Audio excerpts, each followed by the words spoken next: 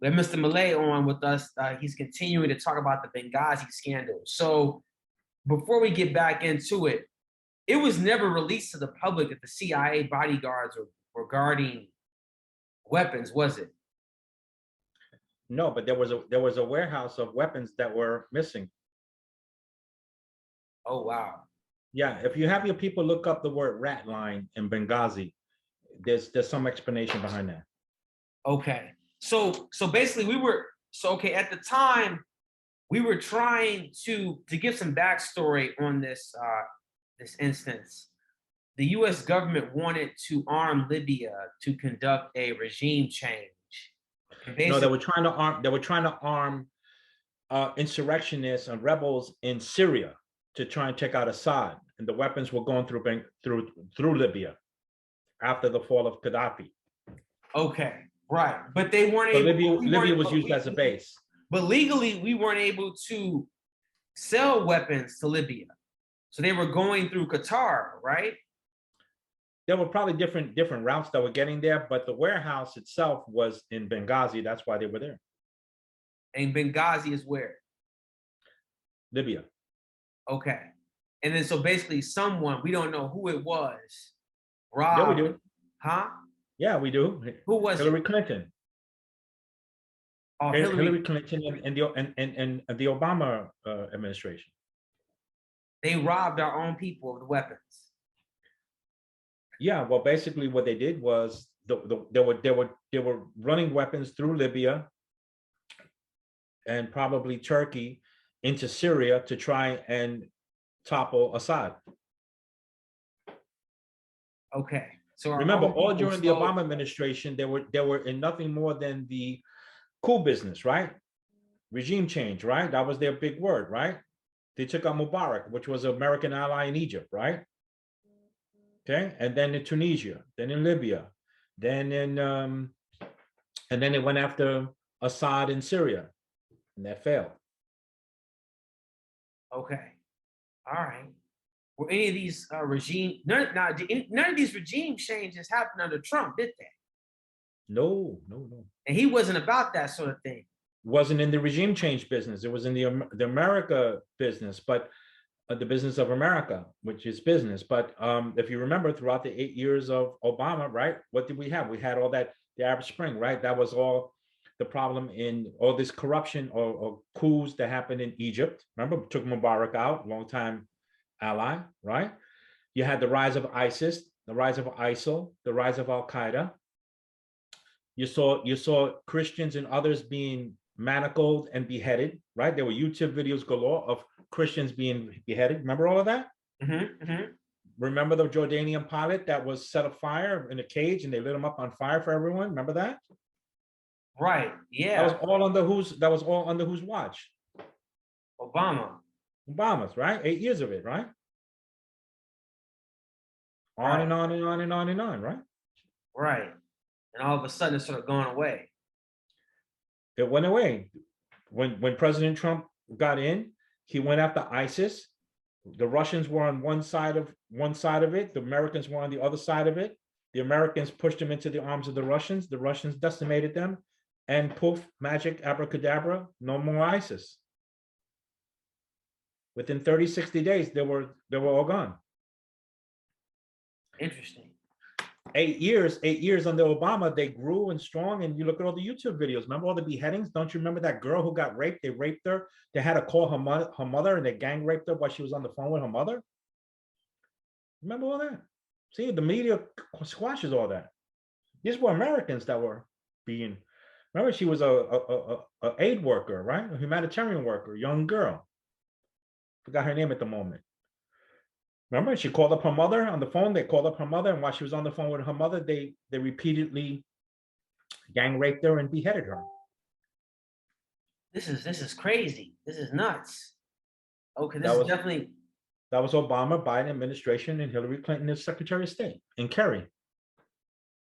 Okay. It's amazing how the media twists all this stuff and how you really don't. Well, that's called spin, my friend. But I'm not saying no. I'm not giving you an opinion. I'm saying what happened. This all happened. Right. These things don't happen by themselves, right? They're made to happen. Right. No, I absolutely agree with you Right. there. So And from so the basically, perspective so of an what? arms dealer, from the perspective of an arms dealer and seeing business, right? You see the traffic, the flow of traffic of weapons, and you know by the direction they're going and the quantities they're going into hands they're going and what the results thereof going tells you the powers that's behind it, because none of these things can happen alone by themselves, right? Right. Okay. So what exactly happened was it Mark Turi? I guess they were trying to shift the blame from Hillary Clinton onto someone else, and they were trying Oh to yeah. say that once all this came out, they were trying to say he was behind it, but he was really only just fulfilling the foreign policy of the Obama administration. He had a State Department license. Who gave him the DSP-5? Who was in Right. charge of State Department at that time? Who was Secretary of State? Right. Hillary Clinton. So So is Mark Turi had all the documentation and paperwork to back him up. and that's why he was able to go free, basically. Well, He lost a lot of money, but he lost a lot of money, but obviously they had to back off on him, all right, because he had all the documentation that covered himself. He had a CYA file. You know what a CYA file is, right? no, what is that? CYA, cover your A. Oh, cover your. Okay, I got you. CYA. Okay, I just said CY8. Yeah, CY8. No, CYA. that makes a lot of sense. So, is there a way where you can determine, like, hey, look, like, okay, I don't know, this even makes sense. Is there like a such thing as an ethical arms dealer where you're just like, yo, like, I know this contract is trying to fulfill something that's just not good, so I'm not gonna touch it. Or do you just say, okay, all right, they have a contract here that's going somewhere. I'm gonna fulfill it, and I'm not really sure. Like obviously, like so on the contract, it'll say end user Libya, and then once it gets there, they'll find some way to smuggle it or get it to those other people. You know, like you don't you don't know that. Yeah, well, there's other powers in play here. And at that time, the ones who were in play and the ones who had the power, remember, we were dealing now in a unipolar power, right? So the world power at the time was the United States. Who was in charge of the United States administration? Obama, Biden, Hillary, Kerry. So all those things could not happen under their nose Without them knowing. without them knowing and also profiting. How do you go into a political office or public office on taxpayer salary, basically broke, and come out multi-millionaires? How do you do that? If you can show me how to do that, I'll stop doing what I'm doing. Right. Right. I'll stop doing what I'm doing and do that. Right. See, President Trump went in rich. Right. All these other ones that are accusing him, they went in broke. They came out filthy rich. Right. How that happened? Because if I like to know, so I can do it too. That makes sense. That's in other words, if you're a CEO of a company, right, and you hire me as your employee and you pay me a weekly salary, and then you come to find out, and you have me out here doing sales and doing work for you, and you come to find out that I'm over here making more money than you are on the side. What does that tell you? I'm stealing from you. okay. Right? Right. Right. Okay. So if I'm out here working for Coca-Cola and then you come to find out that I'm making money off Pepsi, right? Coke don't sell Pepsi, right? Right. You're still in market share. Yeah. Right. So I'm over here selling, making money where I'm not supposed to be making money. Right. So if you're working for the people of the United States for that salary, then you best not be making money from Libya, from Syria, from Egypt, from China, from anywhere else. You better not be making any money from them. That's called conflict of interest. Right. Right. So where the hell all this money come from? And there's definitely a lot of that. So you went from being a politician to a master investor that guys spend their whole career in Wall Street and don't pull out money like that. And they're professionals. They're pros at it. So how do you go into public office? How do you go from being a bartender in Queens to being in Congress and now running around in Gucci's? and you're only making a salary of $175,000 a year living in Washington, D.C. That's AOC, huh? Oh, so she's I mean, dirty too. explain to me, how do you do that? I'd like to Oh, know. right. I actually read an article about some things she got caught up in as well. But you know, it's The point is that seems to be the game, right? Okay. So therefore, if all of these people have such a self-interest of making all kinds of tons of money and a cash flow, they don't want anybody to interrupt that cash flow. So anyone who exposes it are going to interrupt that cash flow, and the bigger scheme of things are going to be vilified and try to be taken out. And so therefore, you know why now all of the vilification of the guy was pointing all of that out. Now, here I am. I'm a businessman. I try to do business with the US government. I have all the proper licensing. I'm saying things that a lot of people are going to like and be offended by. I don't care. But you're asking me, we're having a conversation. This conversation will be shared with a lot of people who may be interested. So don't believe me. Just go do some research yourself. right. Do the research. You can't believe everything you read on the internet. No, So you're right. You're going to read all kinds of things about me on the internet because I don't just step on toes. I stomp on them. Okay. And so the fact of the matter is the fact of the matter. So yeah, I move weapons, and as far as ethics and morals are concerned, yeah, will I sell guns to a maniac or to a school shooter? No, of course not. I was shooting myself in the face 5 times. Okay, that's where my ethics go. But if you study the flow of the traffic flow of weapons, where they're coming from, where they stop over, and where they're going, and what happens afterwards, it tells you the play. So if all of a sudden we find ourselves, okay, never been in any conflict with Russia, tried to avoid conflicts with Russia, went through a whole Cold War with the Soviet Union. This administration gets in, and like 5 minutes later, we're flirting with World War III with Russia over what? Over what? A domestic dispute between neighbors? Why is that our problem? Why is that our problem? So it seems that's not your problem. It really seems as if, you know, I don't want to get too far into red and blue here, but it really seems as if, I guess with the exception of, you know, Dick Cheney and George Bush, but I don't think it was much as George Bush as it was Dick Cheney, honestly. The Democrats really seem to be in the regime change business, even though a lot of people tend to, you know, brand the Republicans as the ones that want to go to war. How do you feel about always accuse the other guy of what you're doing? Always accuse the other guy of what you're doing. Say, no, I'm not. You're doing that. No, I'm not. You're the one doing it. Aha. Of course, you're going to say I'm doing it when you're the one really doing it. However, I'm the one who's really doing it, doing jujitsu to play it on you and to fool and confuse the public who's too busy trying to fill up their gas tank with spit and bubble gum. Right. Okay. Well, what did you think was going to happen?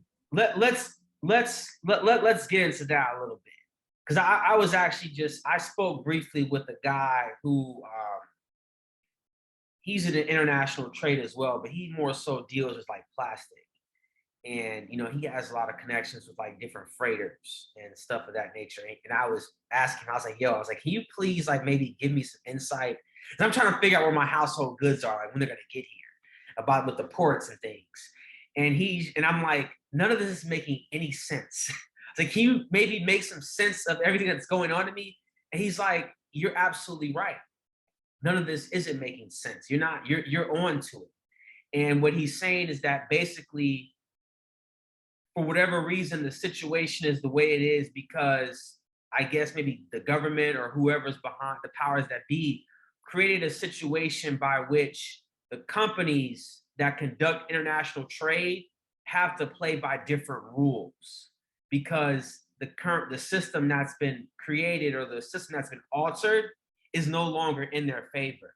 So they have to play by different rules to stay afloat. And unfortunately, the burden of this new situation that's been created falls down to the end consumer. Where's the cash flow going? It goes, just look at it this way. All the cash flow goes from our pocket right to their pocket. Right. right? So therefore, whose interest is it? Is it in our interest? So it It's in makes their perfect interest. sense. If the money's leaving our pocket for their pocket, to them, that deal makes perfect sense. To you and me, it makes horrible sense, Mhm. right? And we feel powerless about it because there's an invisible hand, there's an invisible body behind the scenes doing these things. Okay. You mean all of a sudden we don't know how to move goods and trade around the world through shipping all of a That's what sudden? I'm saying. Like, like 5 minutes later, unemployed, 70 years, 70 unemployed. years, we're 70 years we're avoiding conflict with the Soviets and the Russian side. 5 minutes later, we're flirting with World War III. Does You're right. I why? mean, they're Why? they're talking about, Why do I go to war with anybody? Why? What and for? they're Why? right. They're you know they're talking about what are they talking about? The unemployment figures being high, but they can't. But they don't have workers at the ports. How does how does any of that make sense? Well, COVID. You telling me COVID stopped, transportation? I'm not buying that. Most of these truckers drive by themselves. Like, there's not that much personnel on a shipping freight. mhm. Like, I feel like it's such a big boat. Like, they'd be like, I'm sure those people have enough room where they like are spaced out. Like, I don't know. It's just kind of, and then even with the infrastructure bill, I think that Biden was trying to pass, they didn't set aside any money for trade. There's a shortage of construction workers. You're trying to build infrastructure, but then you don't set aside any money to train new construction workers. Well, what does that tell you? So was it intentional or unintentional? If it was intentional, it's evil. And if it was Just unintentional, poor it's planning. reckless, it's reckless dereliction of duty. Yeah, So pick one. It's only one or the other. I mean, I would in my Only I one or the honestly other. I would hate to believe that it was unintentional, because that tells me you got complete fools running the show. But I think it's more intentional, honestly, because I'm just like, there's no way. How could it be? How could it be anything else? Exactly. Right. Right. So therefore, you see, it's like, again, back to that trust thing. And if I can help alliterate, and I hope we're not boring your audience who's listening to this, but it's like this. When you say a lie, you have to say another lie to cover the past lie. And then it just expounds, right? Now, once you catch the other person in a lie, do you trust anything they say after that? No. No, right? So, okay. So why, once we catch the media and these politicians in the lie, then why do we believe the second lie? Because we know they have to lie to cover the past one. Because that's Because if all we we keep, have, I guess. I mean, I don't believe them. I don't oh, believe a damn thing they say. that's right. Like, so So what is I'm their not biggest worried worry? about it. Jarrell, what would be their biggest worry? Their biggest worry would be is if you and me really found out what they're up to, right? They We would wouldn't be able solve to it do with it a rope. We'll anymore. solve it with a rope and a tree. Right. Right? We're solving with a rope and a tree. So they cannot allow us to really get a glimpse as to what's really happening, or to pull the curtain back and see what's going on behind the scenes. And if you get a guy who comes along who's not part of the crowd, not part of that clique, right, whose money is not being made from that circle and that corruption, and comes along from the outside and says, hey, I want to do what's right for America. I'm a smart guy. I'm a business guy. It just doesn't make business sense. You can't tell me that you moved a bunch of weapons into Afghanistan, but yet you don't know how to move the weapons out of Afghanistan. The same plane that brought it, guess what? Has the same space to put it back in and send it back, no? So So what is to, the play? so you What? believe the So lie that, it's too expensive to bring it back. Too expensive to bring it back? What do you mean it's too expensive to bring it back? Stupidest thing I ever heard. If I so move what? my household goods, if I move my household goods from the US to Korea, right? It's the same container that's going to put my household goods from Korea back to the US. What's wrong So with you? what? So in your opinion, what's the geopolitical play there? Like, what's the strategic play for leaving the weapons in the Taliban? Does that benefit us more so, or our enemies? Well, obviously, somebody made a decision to leave it there. And so you can't tell me that a graduate of West Point with stars on their shoulder, with a straight face, can tell the commander in chief that it's a good idea to leave all of your weaponry and cash and munitions behind with the enemy and not call it a surrender and try to tell me that this is a good idea. Right, I get it. But what I'm saying is, like, I believe it was General Miley. I heard him say that there might be an instance in which we would work together with the Taliban. That I saw that in the media at some point a few months back. Work together with the Taliban to do what? I don't know.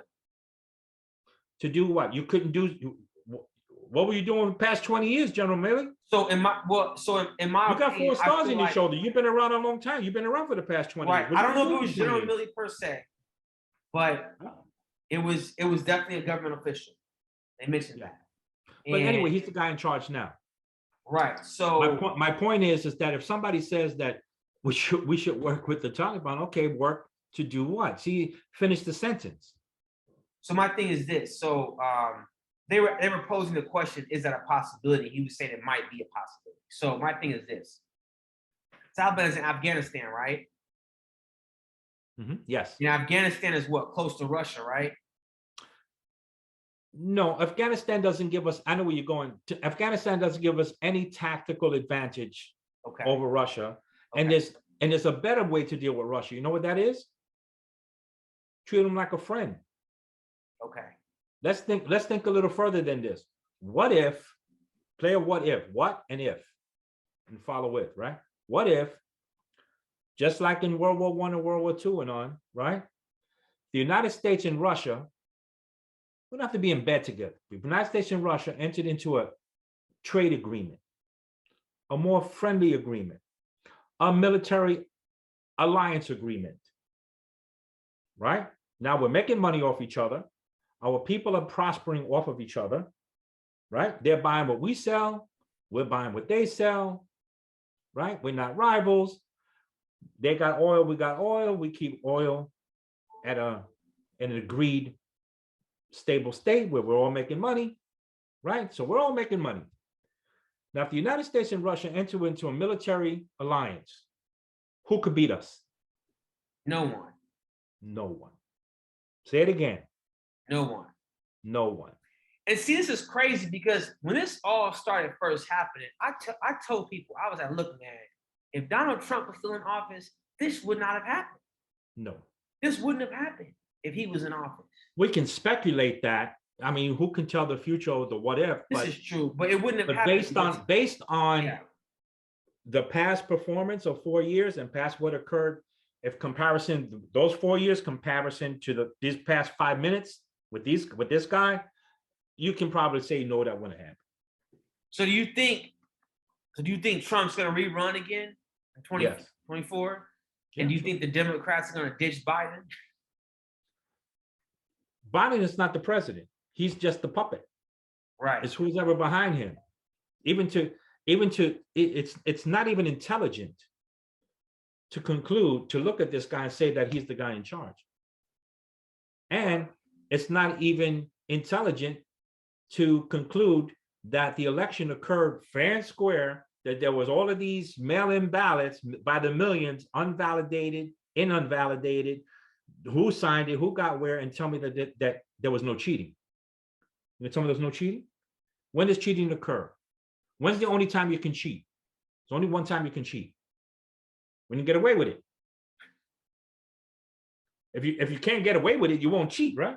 Right. You get caught, right? So there's only one time you cheat. When is that? It's just crazy. Right? Yeah. You only cheat if you get away with it. Nobody cheats on their wife in front of their wife.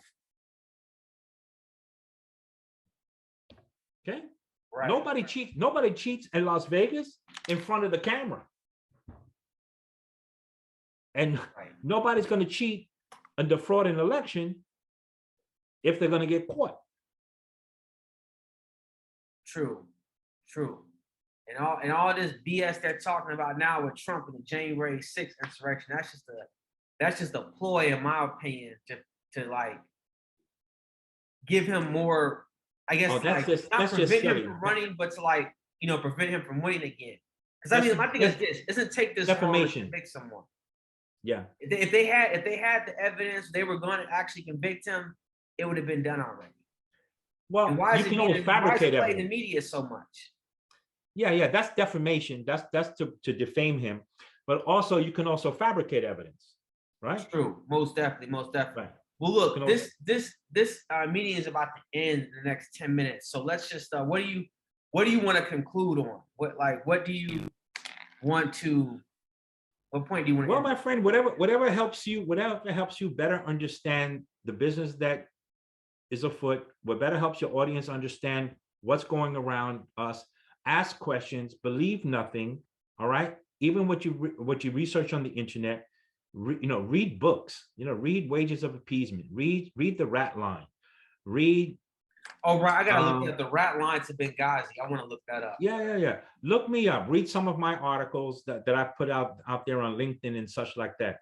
Read the praises that other people have given me, and most especially read the anonymous attacks made on me. Oh, I've been called everything from a Puerto Rican gangbanger to a liar and cheater, and on and on. I can't even go down past the words I've been called. However, Right. anonymously. Okay, You've so never seen there's anyone no defame credibility me, behind it. and sign their name to it. Right. See? So okay, here's where I want to leave off at. So how have you been able to stay in business so long despite your inability to play nice along with the insider crowd that's behind a lot of this nefarious dealings that's going on in global politics? What's your secret? What's your strategy? Well, the thing is, what I would advise, and what I've learned in survival instincts is have diversity of business. You have to be multi-talented. Okay, you have to be able to do multiple things and have multiple streams of income. Okay, you have one stream of income. Should that close down, then you have zero risk. So you have to have multiple streams. So therefore, I not only do import and export, but I also do security consulting. I also provide security services and train others, right? And impart what I know, right, for a fee. Then the other thing is that you have to have a good filter on to filter out what's BS and what's not, right? Everyone has the compunction to chase the rabbit. Oh, that looks great. That looks like a great idea. Oh, I know what we can do, Jarrell. Let's get together a bunch of cash and $100 bills, brand new, and then let's get on a plane and let's go to one of the most dangerous places on the planet, where the Department of State says don't go there, and then let's go there with a bunch of money, and then let's go deal with all of the people killing each other. Let's try and buy their stuff, then get on the plane and come home like nothing happened. What do you think? Good idea? Probably not. Yeah, no, probably not. So there are some things, I don't call them all. Just at the time, it seemed like a good idea. So sometimes something may seem like a good idea and you want to pursue it. Not so, think things through. And not even Also, that, but more so, it seemed like earlier you were alluding to the fact that you were trying to buy something way under market value. Well, there's a different market. There's the market price at the source, and then there's a market price at the retail at the end. Okay. So if everybody would take the risk that I was willing to take, but then I earned the margin that it's sold out on the open market. Now, getting out of there with it and with your head still on your shoulders, well, you see, that's the trick. True. I'm sure. Getting in was not so much the problem. It's the getting out part that's the challenge. Right. Maybe we could talk more about that offline. Okay. Sure. Okay. Well, I think that was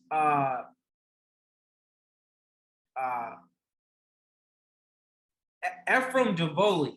Do you have any thoughts on him? I really don't know much about him. No. Okay.